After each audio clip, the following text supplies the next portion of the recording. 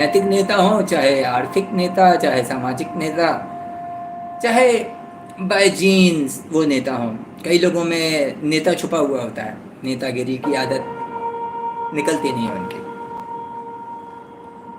दोस्तों, किसी के विरुद्ध गुप्त रूप से की गई कार्यवाही, मतलब लोगों के सामने न आए बात, और वो काम किया जाए, एक प्रोग्राम बनाया जाए उनके सफलता के रास्ते में, उनकी असफलता के लिए, तो उसे वो कहते हैं साजिश, उसे वो कहते हैं षड्यंत्र।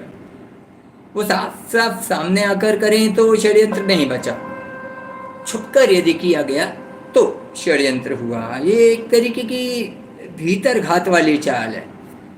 मतलब सामने से यदि आपको नहीं सकता तो छुपकर आप। जीवन एक खेल है दोस्तों, हमने बार बार ये समझी चीज। और जीवन का यदि प्रबंध हमें करना है तो हमें से तो अपने उन चीजों का प्रबंध करना पड़ेगा जो हमें रोकती हैं। वो भले ही हमारे भीतर से आती हों, चाहे बाहर से। कई समस्याएं बाहर से आ रही हैं, जीवन से आ रही हैं, समय और मौसम की समस्याएं हैं। और कई अधिकतर तो समस्याएं हमारे भीतर से ही आ रही हैं। वो समय और मौसम की समस्या नहीं है, हमारे व्यक्तित्व की परेशानियां हैं। तो एक जाल फैला लेते हैं हम अपने तरफ, या दुनिया हमारी तरफ। कोई कपटपूर्ण आयोजन करते हैं, कोई एक ऐसा प्रोग्राम करते हैं जिसमें हमारे एक छुपा हुआ निगेटिव मकसद है, नकारात्मक उद्देश्य। तो किसी के खिलाफ ये नकारात्मक चाल चलना, रचना करना, उसके खेल बिगाड़ने का कोई तरीका बनाना, उसको आगे बढ़ने से रोक देने का कोई तरीका बनाना, इसे षड्यंत्र कहा जाता है।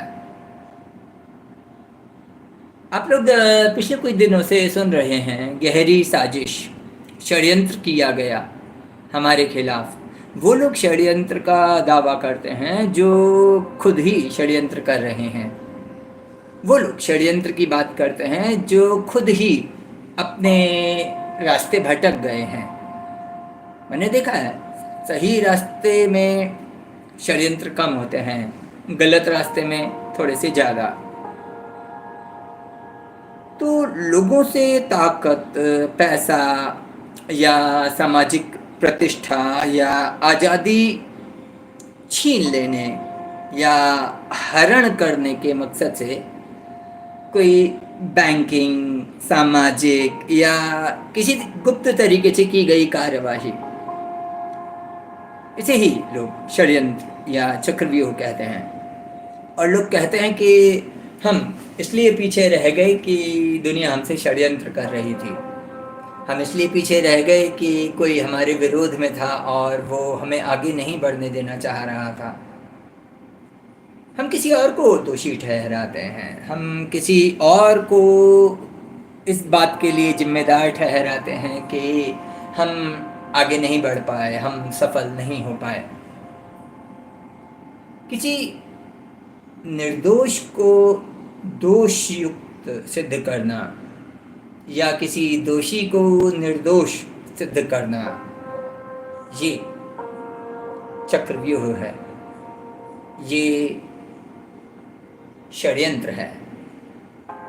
दोस्तों, इस षड्यंत्र को यदि हम समझने की कोशिश करें तो हमारे जीवन में बहुत सारी झंझटें जो आती हैं और हमारा समय खाती हैं, हम उनसे बच जाएंगे।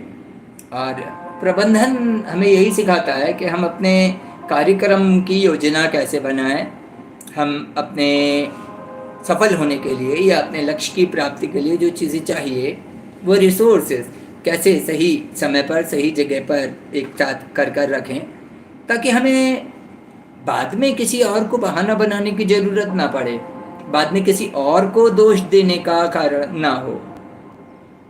दोस्तों, हम आज की दुनिया में देख रहे हैं कई तरीके से जीवन के सामने समस्याएं आ रही हैं।